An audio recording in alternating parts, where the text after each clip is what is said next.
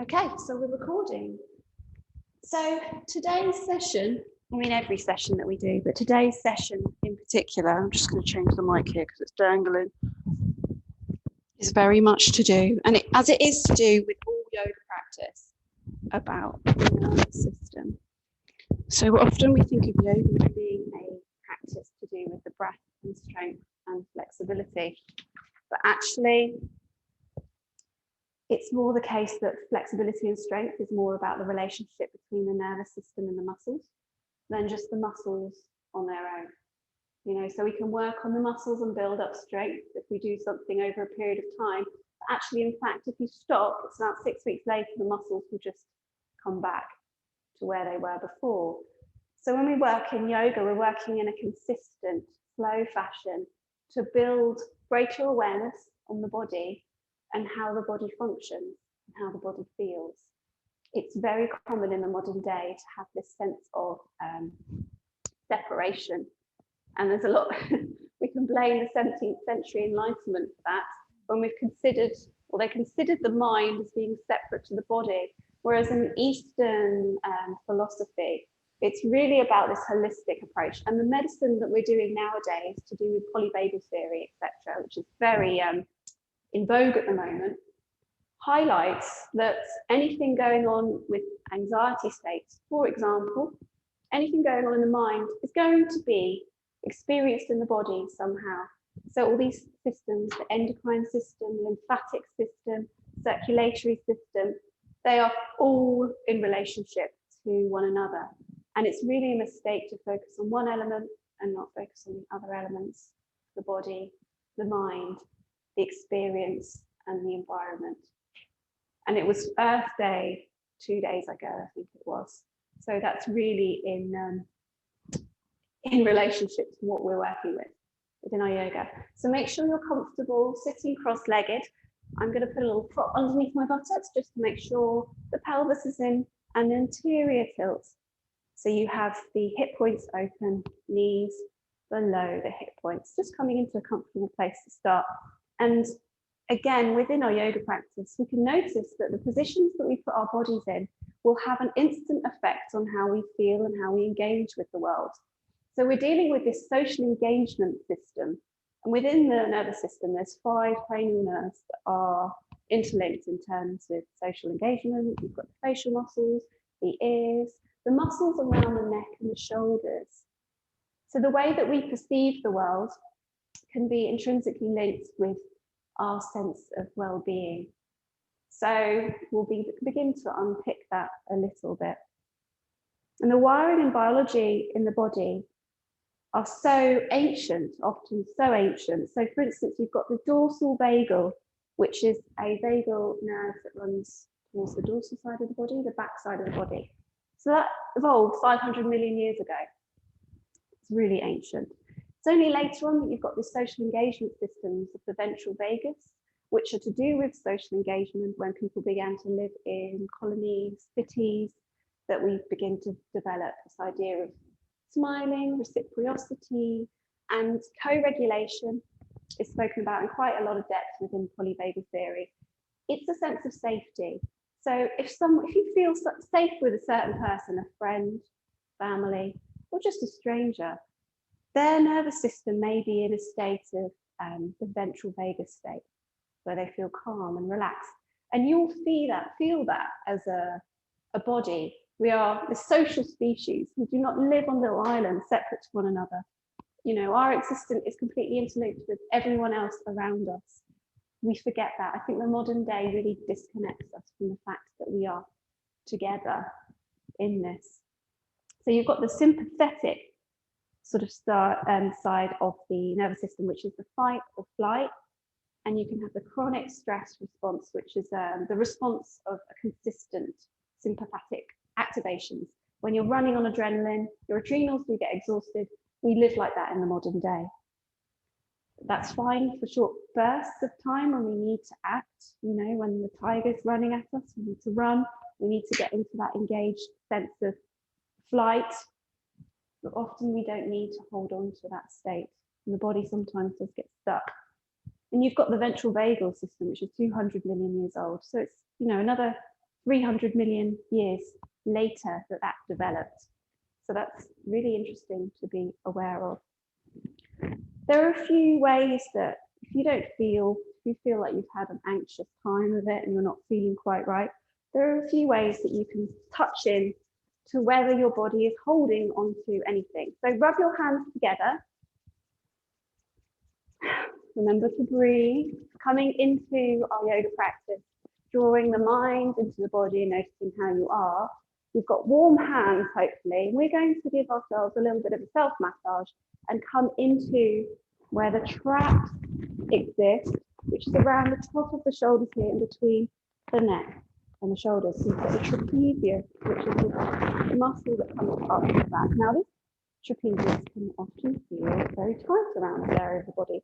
So massaging, pinching, noticing if there's a muscle there that feels pretty solid, immovable. Sometimes it can be perceived that one side is tighter than the other. So just giving yourself a little bit of self-love here, a bit of attention.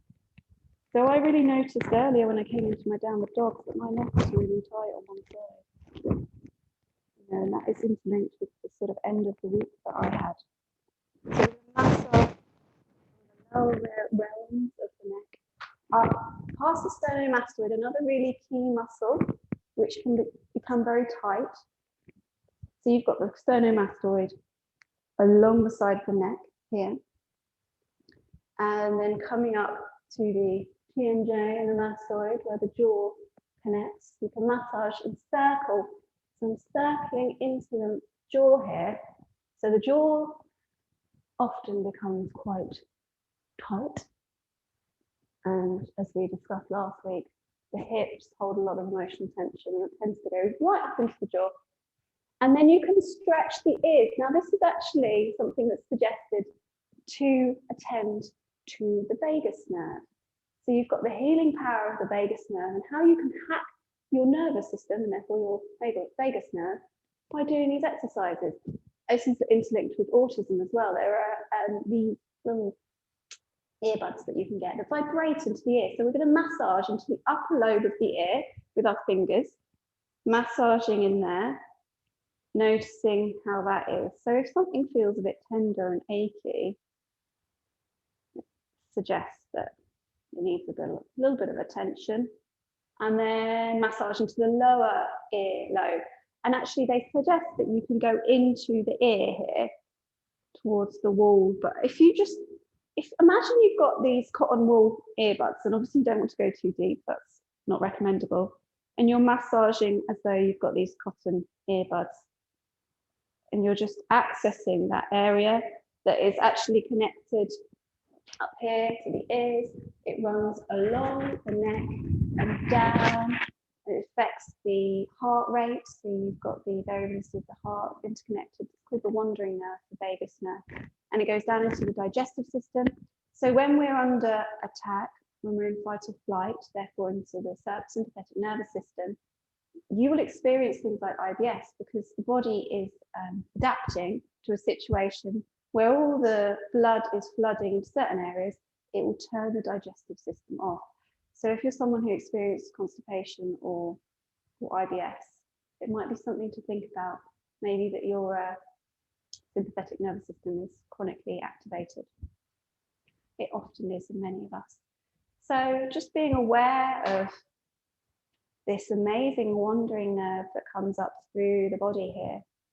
We can also use our fingers to come down the side of the neck and massage into the chest. So using the heel of the hand, massage along the sternomastoid, past the collarbone and into the chest, and come down the other side into the chest. Super. And with this understanding of the connection between the eyes and the neck muscles, we're going to come into turning of the head. So turning your head to the left over your shoulder. Notice how much freedom, restriction there is here. And turning the gaze or the head to the right. Super. Just experiencing that without really trying to change anything. for a moment. Just feeling into your neck here. And then we're going to cross the arms over the knees. Now, hopefully you can reach and you can come into a flexion here. So you bow your head down, bringing the forehead down to the ground, arching the back, feeling to the back lobes of the lungs here, breathing through the nostrils, inhaling and exhaling, and keeping the left hand down to the right knee. We're going to inhale and rotate, turn through the thoracic, looking at our right hand and breathing open around the chest, and bring that hand back down to the right knee and inhale and rotate, looking to the left hand. And bringing that hand back down to the knee, coming back into your flexion. Breathing. And release, then come back up. So we're going to bring the left hand down to the floor here, reaching up through the right side of the body, reaching, grounding down both sitting bones. And with the gaze, we're going to just come into a lateral side bend, opening up along the side seam of the body, really exploring that stretch, releasing the breastbone up towards the ceiling. Keep the shoulders fairly relaxed. Notice what's going on in the jaw. Soften, breathe, and release that right hand down, reaching up through the left. Inhaling and exhaling. Excuse me in the monitor. Just coming over to the side here. Gaze comes up towards the ceiling, feeling open the left side of the body. Keep the sitting bone grounded.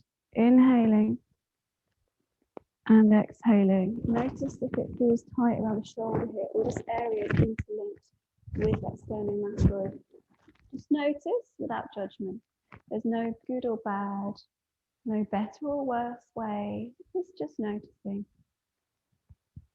Exploring your body. And release the hand down. Now we're going to come into our basic exercise now. So this is our cranial sacral exercise, where we drop the left ear down towards the left shoulder, and we're looking up just with the eyes here, so the face is forwards, gazing up at the right corner of the eye sockets. So we're just going to explore one of the basic exercises here. This is perhaps the strongest one. So we're looking at the right. Super. And then we're going to draw our hand to the side of the rib cage and pull. I think it's, yes, this way. So the right hand is coming round the rib cage. The gaze is up at the right corner, and we're pulling, so we're creating a lateral movement in the side body. And we're doing this to essentially reset and move into a state of the parasympathetic nervous system, away from fight or flight into rest and digest. What you're looking for in this position is some salivation. That would suggest you're coming into a state of relaxation. A sigh, a yawn. Now please allow for that state to come about, let go. Often we want to control responses, and it creates a certain rigidity and suppression of the natural body responses. This is what we're trying to move away from. And you can stay for here as long as you like. They recommend about 30 seconds. But if you're salivating, wanting to yawn, calming, coming into a state of relaxation, come out, release the hand, release the eyes, come into a sense of alignment, of neutral alignment. Just notice how you feel. There's no need to rush in and out of these spaces. And then we're going to come to the other side. So we're looking at the left corner of the eye socket. Left corner of the eye socket here. And allowing the head to tilt to the side. So we're moving into Estonian mastery here. And then using the left hand, left arm, we are drawing the hand into the rib cage. Now, if this is feeling a bit funky for you and it's not working in a positive way, please just come out and come to your center. Gazing at the corner of the eye socket, seeing if any of those responses come about, a shift in your energy state, a sense of release, a sigh.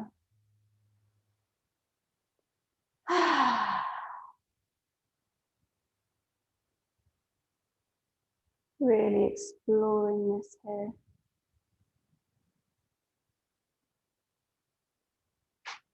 And one side is likely to be more responsive to these actions than the other. So for me, this side is less inclined to create a sense of salivation to the other. Just notice that for your own body. And then release yourself. So we're going to come back to the neck to check if there is a change. A very subtle change, admittedly. You know, this isn't an extreme pretzel movement. This is moving the chin quite simply over one shoulder. Noticing if a change has come about. And that practicing noticing is really at the heart of this yoga practice, and looking over to the right shoulder. And as it says here, and this is why we do things so slowly, moving slowly makes it easier to sense our body and to be present in it. And that's really key. We can do a very fast-paced yoga practice, but that really is exercise. It's a different modality to what we're dealing with here, which is yoga in a more pure form, which is really about the nervous system. So bearing in mind the tension that can be created, which can impinge on the cranial nerves around this area, we're going to work into eagle arms, which opens up the rhomboids and around the back of the shoulders.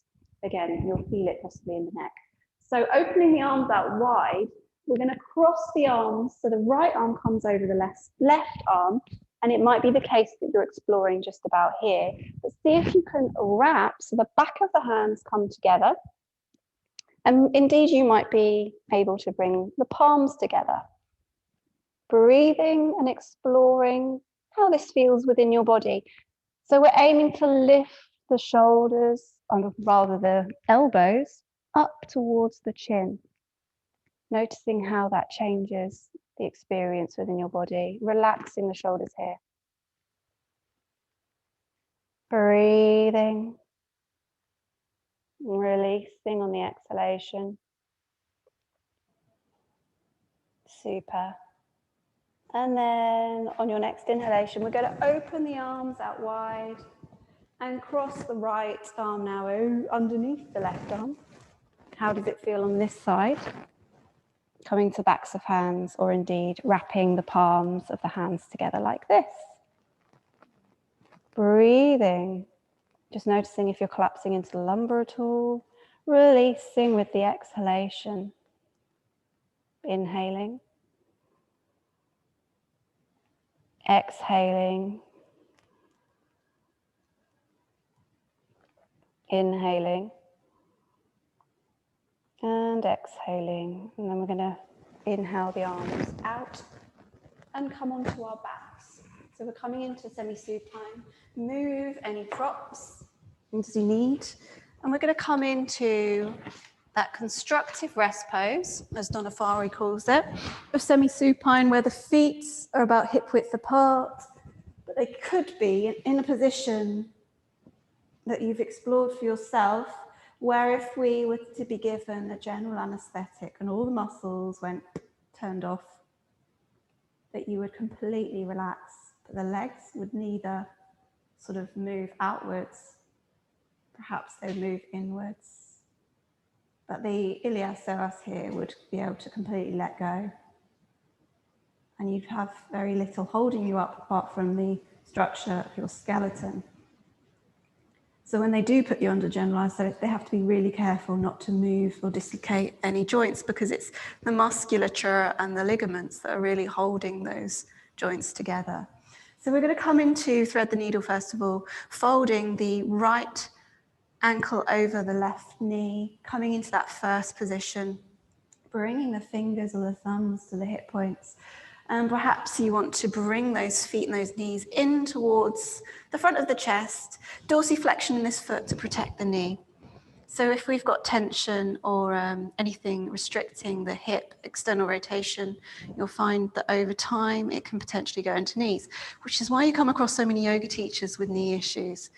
So we really want to be enhancing our awareness on what's occurring and not just unthinkingly moving over sensation within our own bodies. It's really not a practice that's one size fits all. We've all got different body structures. Rolling from side to side, feeling into the right hip here. What can you feel? Is there a sense of spaciousness? Working with exhalation and release.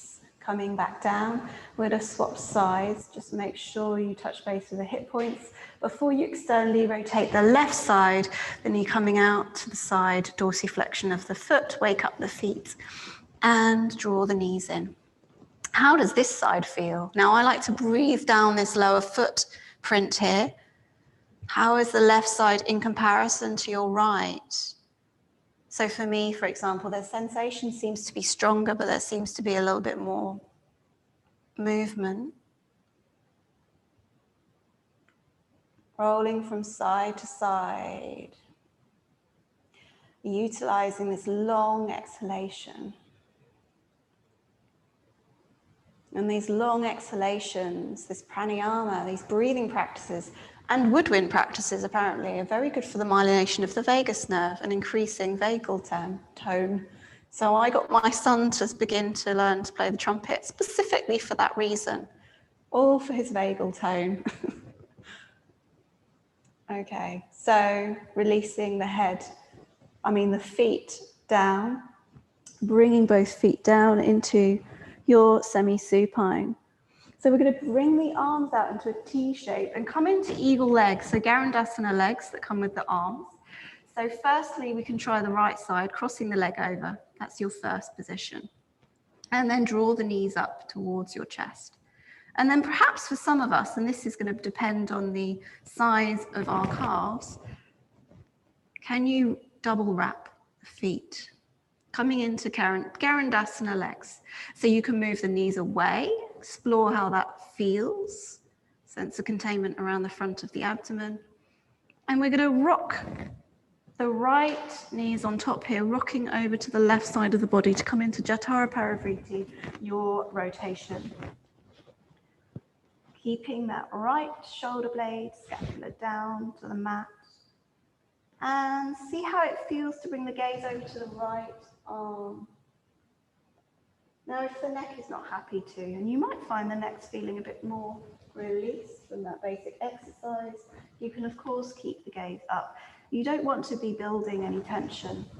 Always be in a space that feels comfortable. Breathing into the ribcage here. Exhaling and noticing that rotation coming in. Inhaling and exhaling. Just 3 breaths here. And release. And bring the gaze up to the center if it's not already there. Knees come up to the center. And we're going to swap the legs round. So you've got that first cross over. You can stay here if that works for you. Otherwise, you can double twist, weave. And we're going to rock those knees. Now I'm not going to because there's a monitor in the way, but the knees are rolling on to the right hand side now. And those knees can be away from the body. You can explore the knees coming in closer.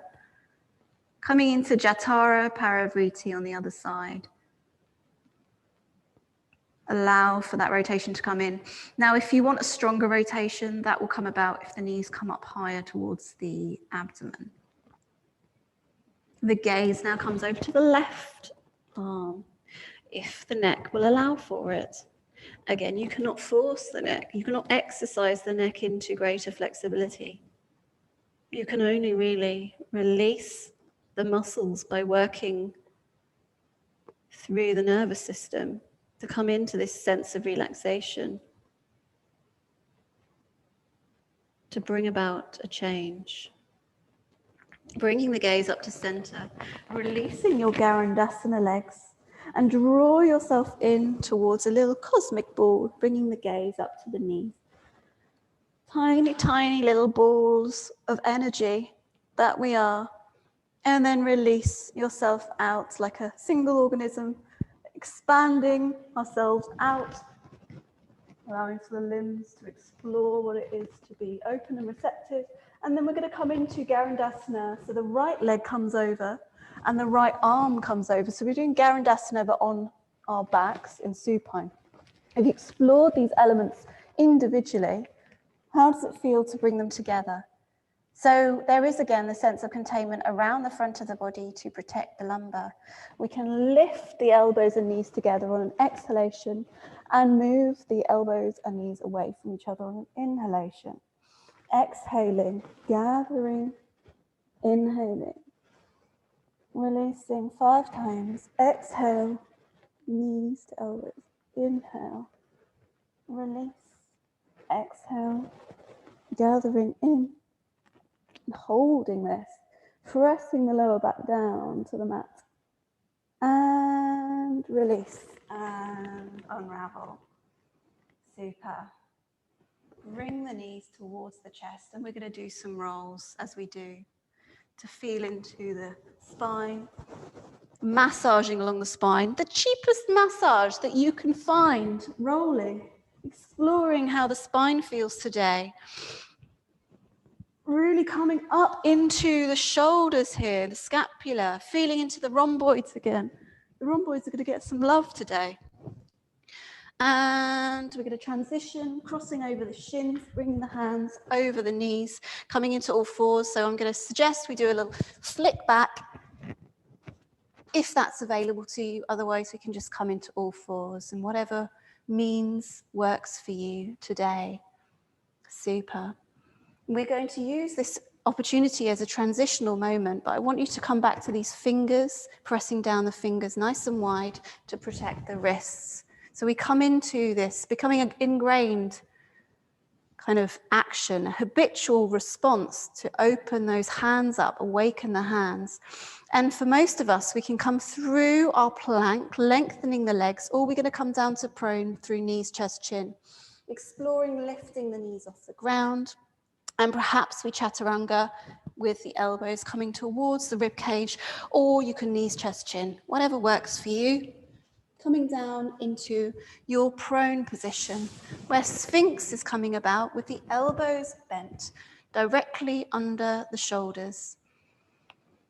Releasing into this space, where the spine comes into this extension, and hopefully we have the sense of breastbone moving forwards.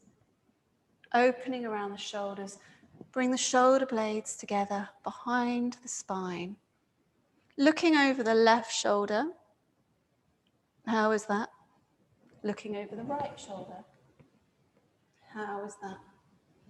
As we look over the left shoulder this time, we're going to peel the knee up towards the side of the body to explore upward puppy spirals. So these spirals that we're going to do are very good for lower back impingement, and it's a full body movement, so I will explain what's going on piece by piece, but really I'm asking you to try and let go and move into this space quite freely. So we're just looking over the left with the knee coming up here, and looking over the right with the knee coming up to the side. Looking at that knee, coming into a lizard form here. This lateral movement coming about through the spine. The next time we come to the left, drawing the knee up to the side, looking down at the knee here, and we're going to reach out with the right arm. Now, bearing in mind, I have something stopping me from rolling over, so follow my instructions as opposed to watching me. We're rolling, so it feels like we're rolling into Jatara Parivriti, allowing for your spine your shoulder blades to come down onto the ground. And that knee just comes off as it needs to, wherever it is, that's fine. Coming into this rolling action. And then we roll back. So we're rolling the hand back and through a semicircle, coming onto our fronts and bringing the leg back and the gaze back forwards. Let's try that again. So the gaze and the knee comes out to the side. And we reach, allowing for a roll to take place, where you allow for the body to roll over to the side and the shoulder blades touch down. So as you can possibly feel, this is not something you can think through too much, but you need to allow for it to take place. Set an intention of free, easy reciprocity and response within the body to come back. One more time on this side. Knee and gaze comes to left, reaching out through the right. Semicircle the hand up and over to roll. You may feel this really under the shoulder joint. Breathing, opening up those armpits, serratus anterior. And to come back. Semicircling the arm, the gaze and the knee come back to neutral. We're going to explore it on the other side. So there may or may not be enough space around you. So we're bringing gaze and knee to the side on this side. How does that feel? And bring that back, gaze to center. Knee and gaze comes to the right. Super. And we're going to release the stretch, the left arm out, semicircle the right, rolling over. So the shoulder blade come down to the ground, and the knee is very unlikely to be on the floor, so let's probably come up a bit. You're really focusing those shoulder blades down onto the floor, and then we're going to roll back. It's a really easy movement, bringing the arms back into Sphinx, gaze, and the knee comes back to neutral. Let's do that 2 more times. Gazing to the right, knee comes out to the right side. Stretching, semicircling that right hand, coming into your rotation. Shoulder blades touch down. And semicircling that right hand, coming back into gaze and the knee to neutral. One more time. Gaze into the right, knee comes to the side, stretching the left arm, semicircling the right, coming into that lovely roll. That's the bit to really enjoy. Shoulder blades come down and a roll back to the center. Bringing gaze and knee to your neutral and release. Super. Now shake around the hips just to release anything that we don't want. And we're going to bring the hands into a little cushion to bring firstly the right side of the cheek down, then the left side of the cheek. We're going to come into locust. Starting with the legs first of all, I'd like you to lengthen along the back of the body, lifting the right foot. But the lengthening action is coming about as though someone's pulling a rope from the middle of the sole of the foot, and you may be able to lengthen and engage that glute a little bit more and release. Shake the hips, releasing any tension that may come about, and lengthen along the left leg. So the face is down on the cushion that you've created with the padding of your arms. And maybe you can engage the glutes slightly more, lengthening. So you're releasing the front of the hip point here to bring that foot away. And release. Wiggle the hips.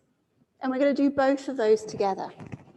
So, remembering to breathe, you might want to exhale and lift. Remembering to breathe again, lengthening. Now the feet are awake here, but they're not really in a dorsiflexion. They're peeling away from the ground, completely awake. Breathing and release. Wiggle the hips. Super. We're going to try the front of the body now.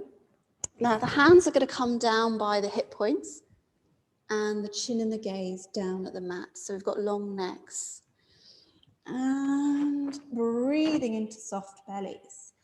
Notice that when the diaphragm is moving, perhaps some movement comes in to your upper part of your locust.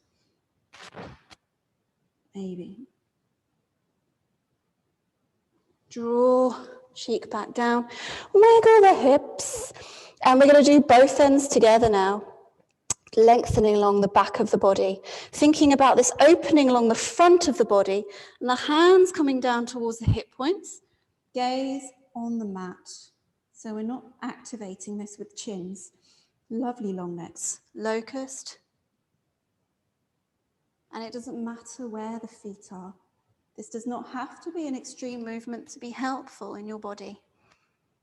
Worth is not based on the shape that you're in. It's how it feels. How authentic is this movement to you? And release. Tucking the hands under the shoulders, bringing the knees together and coming into child's pose, balasana, to flex out the spine. Foreheads can come down, or you can create some padding, or you can come into the child reading pose, as I sometimes call it, where you have the elbows just under the shoulders. Being here for a moment, rocking the hips from side to side, and bringing ourselves up into our all fours position. Make sure those knees are directly under the hips. Bring the left hand in front of the gaze, so slightly in the middle here. I'm going to inhale the right arm up towards the ceiling. And exhale, thread the needle coming through. Now, key not to crunch into the neck here. So you may come down onto your shoulder, but you're not really working into any head pressure. If this movement feels very kind of habitual to you, and you're not crunching into the neck, you can inhale the arm up towards the ceiling or place the hand onto the sacrum, the heel of the pelvis. Inhaling and exhaling, and maybe bring the gaze up towards the ceiling. Lovely. And then we're going to bring the arm up and along now, reaching through the hands, feeling into the shoulders even more as we crawl. Apologies, you probably can't hear me very well. Crawling the hand forwards towards the end of the mat. And then bring the hand back to where the shoulder is. We're going to unravel thread the needle. Reaching. And bring the hand back down again. Coming to the other side. The right hand comes to below the face, in the middle there. Inhale, so those fingers are stretched wide open. Gazing up to the middle finger. And thread the needle. It's a rather large needle eye, and then you can pop the shoulder down if that works for you. You can either, if this holding doesn't work so well for your body, you can smoothly move in and out. It doesn't need to be held. And then if this feels comfortable and you don't need the support of the hand to protect the neck, you can unravel the arm up towards the ceiling, exploring this movement further, and then stretch that arm over, rolling so the breastbone comes forwards rather than in rotation, and explore how this is before bringing the hand up towards the shoulder and unraveling the arm. Bring that up to the ceiling and back down again. So those hands come back so they're underneath the shoulders. Fingers spread wide. Let's come into flexion, into our cat. As we draw into flexion, imagining someone's pulling from behind the bra straps or the thoracic, allowing for the head to hang heavy, flowing, inhaling to neutral, exhaling, remembering the neck is just an extension of the spine and not a separate entity. Gaze comes forwards to the front of the mat. Breastbone opens. It's not all about the lumbar here. Inhaling, coming back to center, exhale. Let's do this 3 rounds with your own breath. Exhaling, coming into an extension. Inhaling, we're flowing slowly. Exhale to come into extensions, the diaphragm arches, and there's more space to come about. And come back to your neutral. We're going to work with our skull shining breath from here. So you might want to come into kneeling just to observe the demonstration. We're building very slowly. We can probably come into 3 rounds of 10 within our all fours Kapalabhati. Remembering that with skull shining breath, the aim is to shine the prefrontal lobe. So you may feel that. The key thing is it's a forced exhalation through the nose. And you'll see that if I show you when that comes about. You'll see the movement come into the back of the spine. That's what we're aiming for. And gravity will help with a relaxed response of the inhalation. The inhalation comes in as a natural response, not a forced bellows breath. So it's just the exhalation. I'm just going to do 10 and then we can come in this together. You'll see my spine moving as a response. Everything is free and easy. I'm not bracing, I'm simply yielding to the floor. Breathing in. Breathing out freely. Breathing in.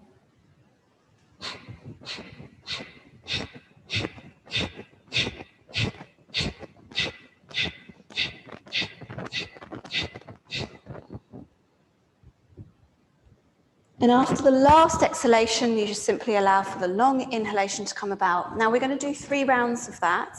And you have a pause at the end of the 10 in order to be aware of what's occurring and how that feels. Because Kapalabhati and these breathing exercises are really strong. And if you do them wrong and the diaphragm's not working in an efficient fashion, you can hyperventilate. And we're not Wim Hof, we're not trying to go into freezing cold water.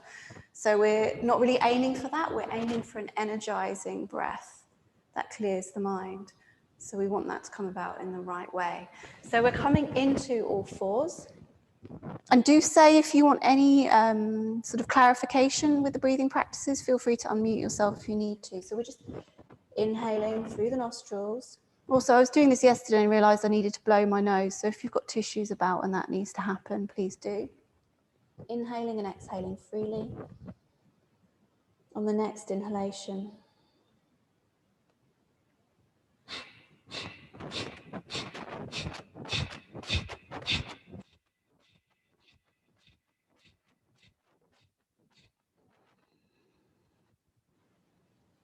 Long inhalation.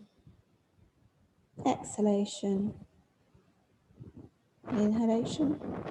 Another 10.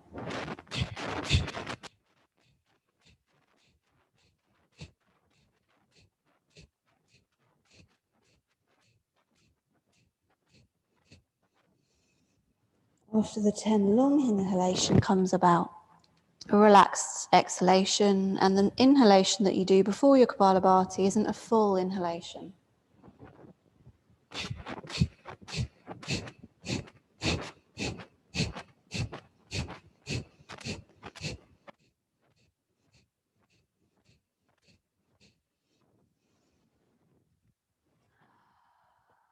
When you've done your 3 rounds, bring your hips back to your heels and come back into Virasana. Observe the sensation that has come about around the front, the forehead, third eye, prefrontal lobe. Perhaps you can feel the forced air that's come in around the throat. Perhaps that feels quite fresh. Notice the responses within your body. Come to your shoulders, notice how they feel. Do your shoulders feel like there has been some tension induced, or do they feel relaxed? As you practice in this very gentle way with Kapalabhati, it becomes more and more efficient. You really do smooth out, and that's why we're doing lots of the vagal tone exercises to prep the body so we can utilize Kapalabhati. Because from experience, and it's proven scientifically, that if you already have that anxiety state response within the body, Kapalabhati will just enhance it. And no one wants to come into a panic attack. We don't want to induce any panic attacks. So it's a really important pranayama or kriya in the yoga practice, and it should be taught with absolute awareness. We'll come into that with the fourth session. We'll come into a full Kapalabhati where you can take it further in a kneeling position if that works for you. And I'll perhaps show you the pumping action from the torso area. So we're going to come into a Nadi Shodhana, another pranayama practice, with a deer mudra, where we have the thumb and the ring finger, with the forefinger and the middle finger either coming in to the middle of the hand or coming out to the third eye center. Alternate nostril breathing on the Nadi Shodhana is a really wonderful pranayama. It's a beautiful one before bedtime. With Kapalabhati, you want to do it in the day because it's energizing. It's not really an evening practice. This one you can do at any point in the day if you're feeling a bit off center. The idea is that you're drawing together two sides of the brain hemisphere and body with these two nadis, Ida and Pingala, that crisscross over and connect with the sides of the brain, so left brain, right brain. We're going to very gently press into the nostril where the nose piercing would be, for instance. You don't need to, and I used to do this, really force the finger into the nose. I'm not trying to break the nose or anything. Setting the intention of blocking that nostril is enough for this to work. And later on, we can come into visualizations of this occurring. So within a normal body, the dominance of the nostrils is going to change every 90 minutes of the body. And you can test whether the right nostril is dominant or the left nostril is dominant by licking the finger, breathing onto the finger, and you may be able to notice the difference. So you lick the finger, exhale. It may, if you can hone your awareness, be obvious to you that one side is working. So my right side seems to be a dominating nostril. So this practice is to bring about those two sides into Sushumna, the main channel. So you come into equanimity and balance. We're going to start by blocking the right nostril gently and exhaling through the left. Inhale through the left. Exhale through the left. Let's swap the fingering, feel into the other side. Inhaling. Exhaling. Noticing if there's any blockages or if you need to blow your nose. Inhaling, exhaling, so the right side of the nostril is open. And then we're going to inhale and swap to come into a full Nadi Shodhana where we exhale, left nostril, inhale, left nostril. Exhale, right nostril. Inhale, right nostril. Exhale, left nostril. Inhale, left nostril. Exhale, right nostril. Inhale, right nostril. Exhale, left nostril. Inhale, left nostril. Exhale, right nostril. Inhale, right nostril. Exhale, left nostril. Inhale, left. Exhale, right. Inhale, right. And we just finish exhaling on the left. Inhaling on the left. Releasing the fingers and exhale through both nostrils. So that's a very short introduction, a short practice of Nadi Shodhana. Ideally, we have more time to work with that, but I just wanted to introduce this. Bring your attention to the front of the forehead here. Rest the hands down in the lap. Just notice if any change has come about before we swivel around onto all fours and pop ourselves up into downward dog, exploring the width of the fingers, creeping ourselves into our feet here. So opening the soles of the feet, rocking the hips into the feet so we can open up the toes and you can bring out the pinky toe. Waken up the feet, take the weight into the legs as though nothing is occurring around the front of the body and around the chest here. Gaze comes in towards the knees as we lift, sitting bones up towards the ceiling, stretching open the feet and exhale the heels down. Inhaling and exhaling. Rocking the hips from side to side. And maybe you feel the sense of relaxation and suctioning coming in around the front of the belly, which is an automatic response, an Uddiyana Bandha. Exhaling, and allow for the belly to fly up into the diaphragm and the rib cage. Inhaling, moving hips away from shoulders, lengthening along the back as we do in all fours. And exhale and allow for the belly to fly up into the diaphragm and the rib cage. And we're going to pad the hands back to the feet to come into Uttanasana, head hanging heavy, rocking into the fronts of the feet and the backs of the heels. Fronts of the feet, back of the heels. And explore whether we can stand on our hands, upside down hands here, back of the hands, moving into the toes. We're really massaging the palms here. If you need to bend the knees, that's fine. The head is hanging down towards the ground. And then to release the feet, just lift the toes up, grasp hold of either elbow and bend the knees to rock yourselves up into Tadasana. So the last thing that comes up when we come up in our stacking of the vertebra is the head. Coming into your Tadasana and exploring how the feet and the footprint meets the ground. With a slight bend of the knees, a neutral pelvis, neither crunching into the lumbar or flattening too much. We want somewhere in between, and the awareness to the front of the heart space. Nice relaxed shoulders, long neck, chin tucked in. Super. And we're going to bring our hands to the side or the front of the body so we can look down along our fingers. So our thumbs are sticking up towards the ceiling, accessing the lung meridian here.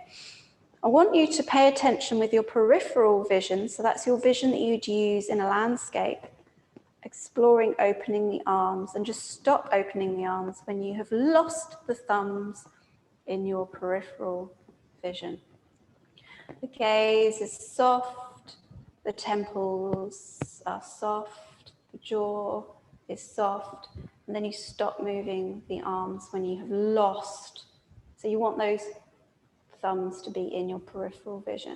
And we're going to come up into a sort of Vrikasana legs here, just grounding down through the left leg and bringing without hoiking any leg. So you can come into Vrikasana with the heel at the ankle or the shin. Try not to press it into the knee. You can come up to the thigh, but you've got these hands out to the side. So we're utilizing the peripheral vision as opposed to the drishti, which is focused on one point. You're in a different place, sitting back into your awareness and your vision here. Exploring your balance, breathing easily in a very soft way, and then bring the knee back to center to come back down into Tadasana. We're going to transition to the other side. Keep your peripheral vision going and drawing your foot into a position that feels soft, expansive and relaxed. Relax the shoulders. And if you've lost your peripheral vision or your thumbs in your peripheral vision, you want to bring the thumbs back in again and then come back out. Relaxing around the forehead, the temples, the eyes, the jaw. How does this feel compared to using your drishti? And then bringing your peripheral vision markers, as it were, with your thumbs towards the center. We're going to come out of Vrikasana slightly different. Dropping the feet down and the arms down by your side. So we're going to come into eagle standing up now. So to adjust ourselves and come into a position that will work for eagle, we're going to come into Uttanasana.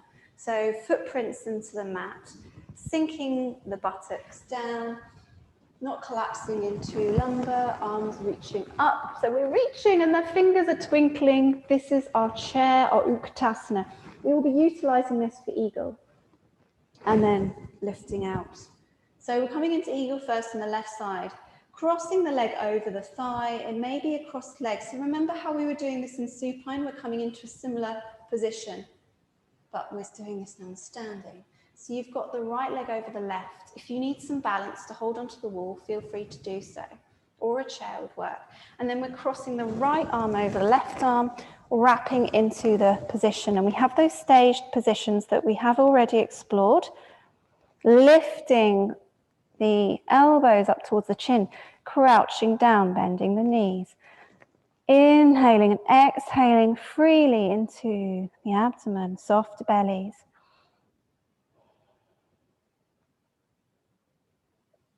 And it may be the case that your drishti has become fairly internal here.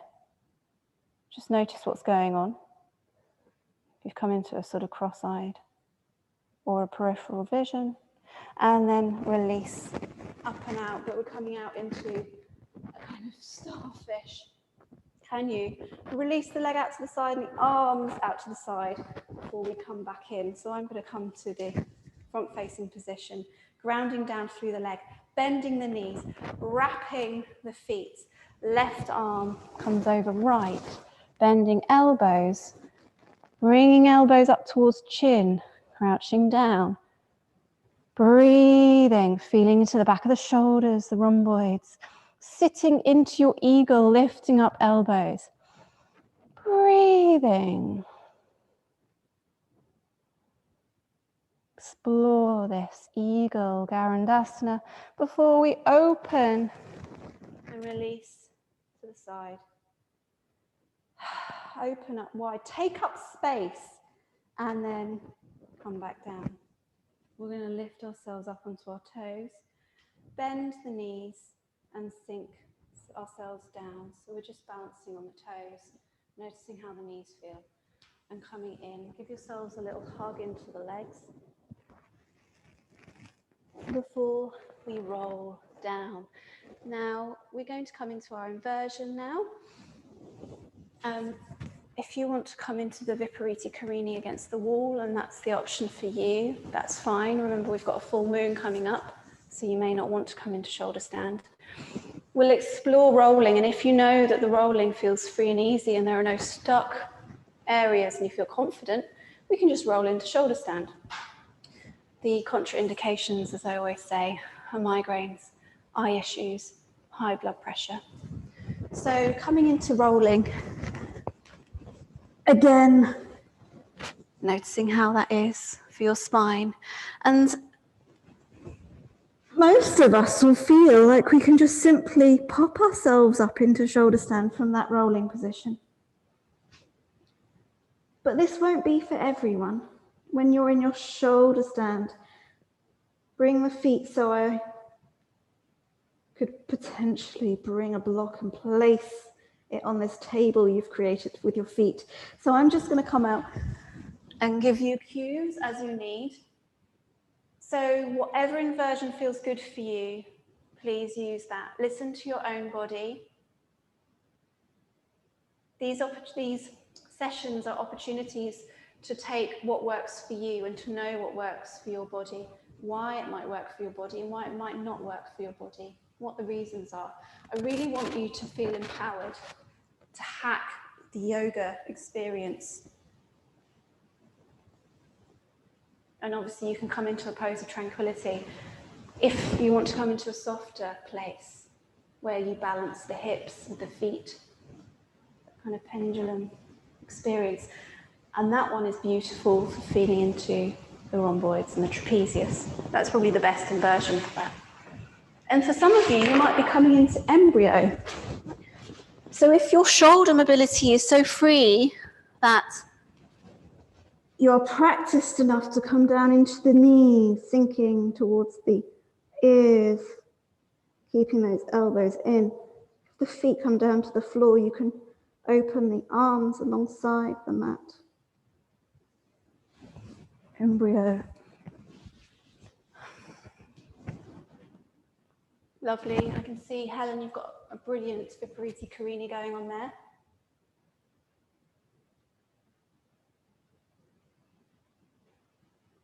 These inversions are great things to do at that lull in energy at 2 or 3 o'clock in the afternoon when you need that extra boost Why not try an inversion instead of a cup of coffee?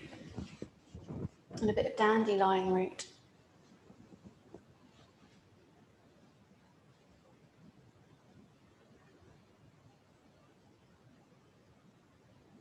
Breathing freely, not breathing in any specific way, forcing at all, but just allowing for gravity to do its thing, to give our bodies an opportunity to go upside down like a sand timer, to just flip the body is a really crucial aspect of our yoga practice. Some do a yoga practice and they will not do an inversion apart from the downward dog, and that's fine.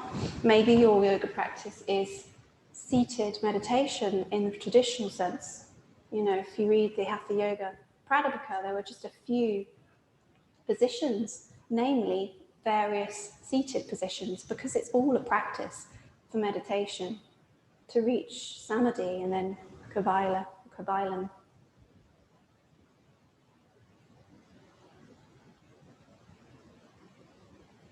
These asana are the means to prep the body, as are the pranayama practices.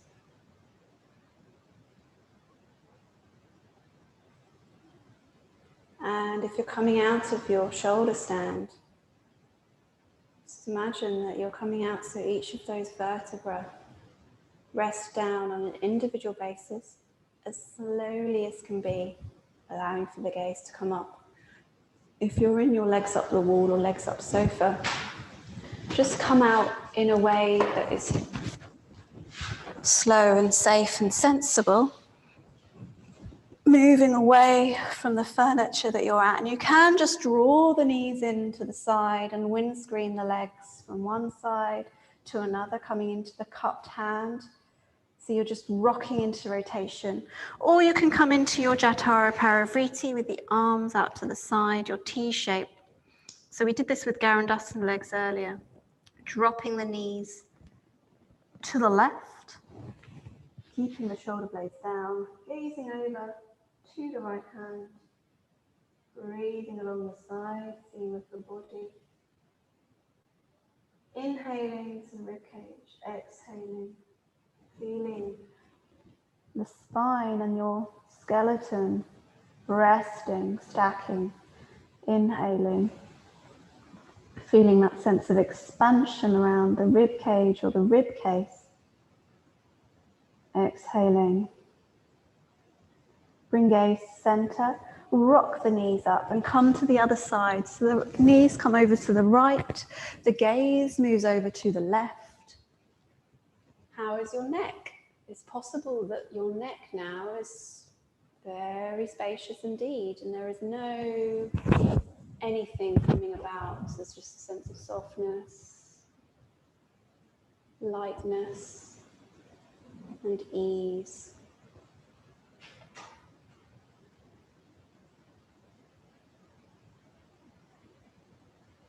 Breathing into the side seam of the body, inhaling and expanding around that rib case. And I like to call it a rib case because of language. Rib cage suggests a rigidity that's come about through the use of our language. The rib cage is not really designed to be rigid. It needs to reciprocate with the breath. Exhale, feel your skeleton just easing down to the earth. And then with the next inhalation, drawing the knees up to the center, the gaze up to the center, and make yourselves comfortable to come into your corpse pose, your preparation for death corpse pose, Shavasana, where it all becomes rather Buddhist. And obviously yoga and Buddhism have very close roots, there's a crossover there. And if you want to come into Shavasana with your gorgeous bolster, you can create a bolster effect with a rolled up blanket. We explored last week the difference that it might be in your body to bend the knees and to have the knees straight. And it's all to do with the length of the lever and the pulling action that may take place or may not take place in the lumbar region, a vulnerable area of the body. So if you use a bolster, you can allow for the femur to roll out of the pelvic socket The feet may come in slightly. You might want to embody the starfish of just opening out to the sides of your mat.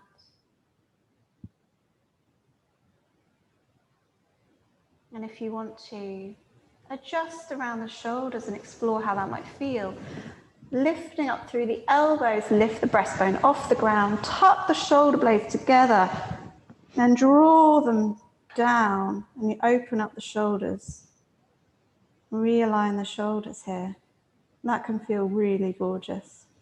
And then bringing the hands down to the lower area of the neck, and that trapezius that we were self-massaging. Give your trapezius a little bit of love and attention. Stroking along the neck, along the occipital ridge, and then bring those hands up towards the fontanelle to rest. The head down, lengthening the neck here. If you have a cushion to hand, pop that cushion underneath. And just let go.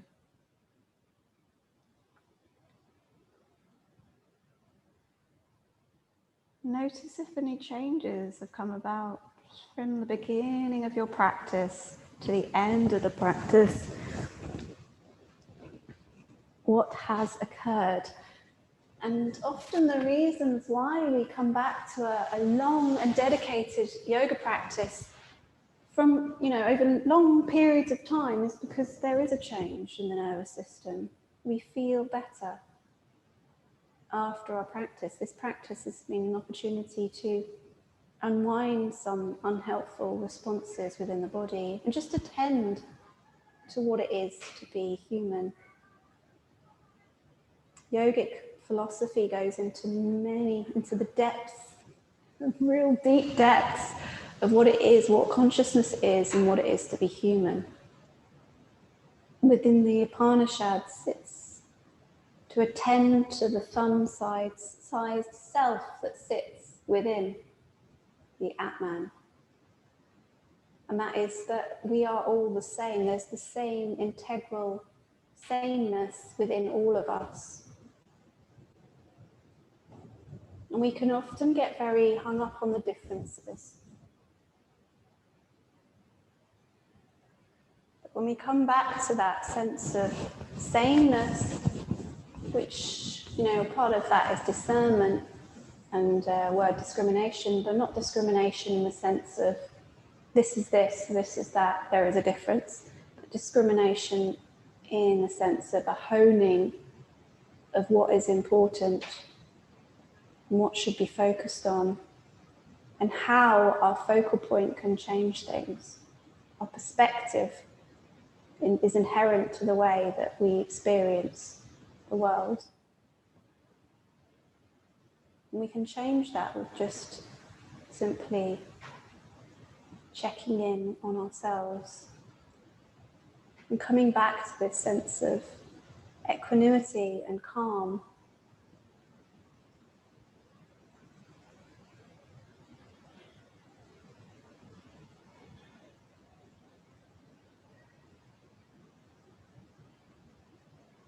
And it's humbling to think that some of our chronic stress responses are as old as 500 million years old. When a mouse is attacked by a predator, it will go limp and feign death. And that dorsal vagal response is the oldest response there is within animals. We are animals. The more that we consider ourselves as separate as a human race, the more harm we do to ourselves.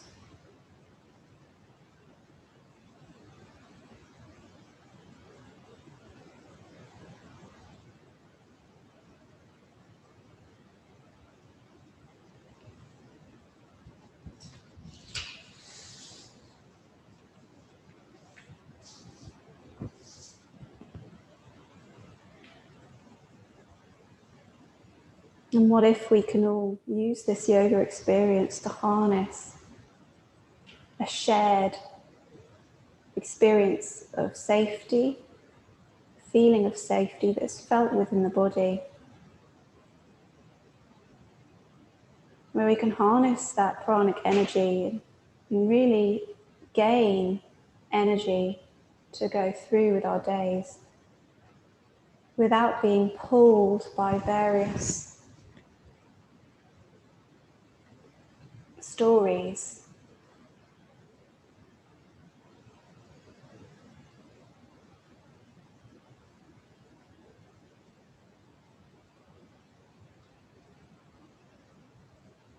To be co-regulators for safety is a really strong position to be in. The importance of prosaic voices, smiles, genuine smiles, you know, faces that respond, not always with the happy face, but the sadness as well. If we can move between those states freely and not get stuck in a specific state, it can be really helpful for us, but also others. And I feel that in the modern day, there aren't enough co-regulators out there. You know, children need a stable and supportive, feeling adult to care for them, for their co-regulation, because they can't self-regulate yet. Maybe it's a misnomer to think that an adult can co-regulate or can self-regulate. We are dependent on others, really, for that regulation experience. We need fresh air, we need nature, we need the sun.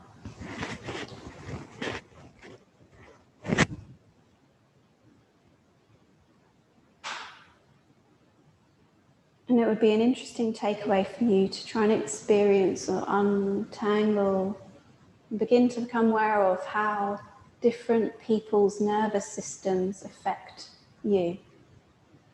Without judgment, but just to notice that if someone's breathing in a certain way, and you can lead with this, with maybe a loved one, if you're breathing in a calm and relaxed fashion,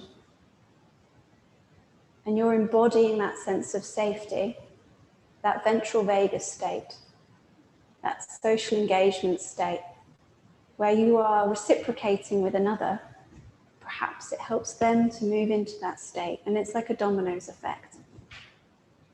And you can see it in your own body, you can feel it in your own body, but you may begin to see it in other people's bodies, to how they are holding and how they brace themselves. And, you know, things like a frozen expression, that lack of reciprocity, and you begin to be aware of those things. And hopefully, as you become more and more practiced in how to come into your own body and to hack your own nervous system response and really focus on the importance of kindness, reciprocity, and co-regulation and social engagement, that you can spread that without even being aware of it.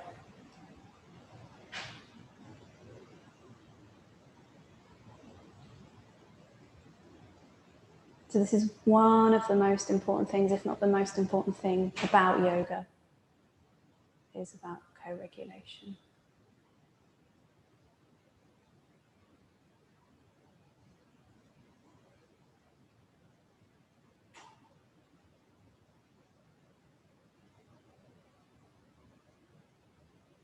And feeling the back of your body as it's supported by the earth beneath you. You can always come back to this position throughout the day at any point.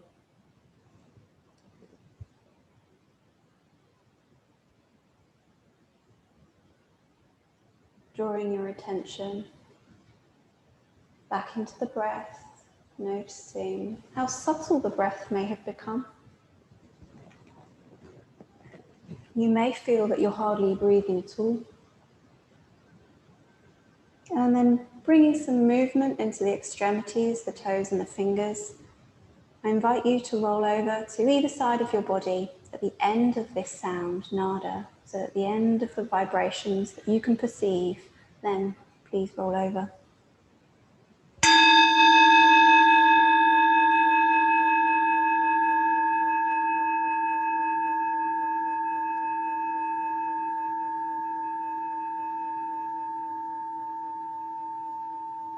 creating little padding with the hands and the arms so you can roll the cheek onto the hands. Noticing now the side of the body as it rests against the earth or the ground beneath you. Before coming up, so pressing up through the hands at the end of the following sound into an easy cross-legged position. The eyes closed if it feels comfortable to do so.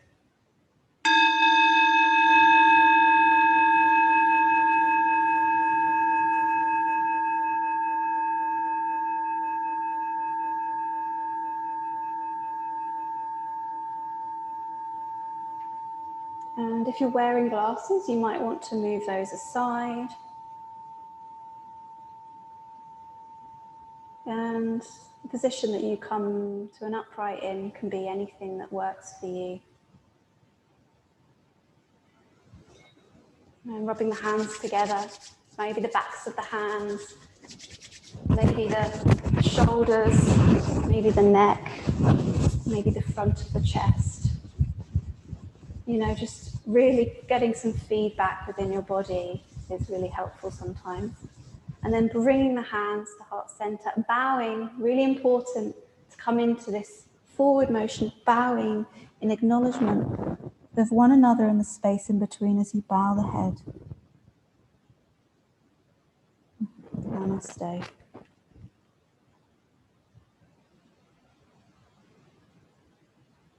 So I hope everyone's well. Next week, we will be doing Kapalabhati in an upright position with the suitable prep.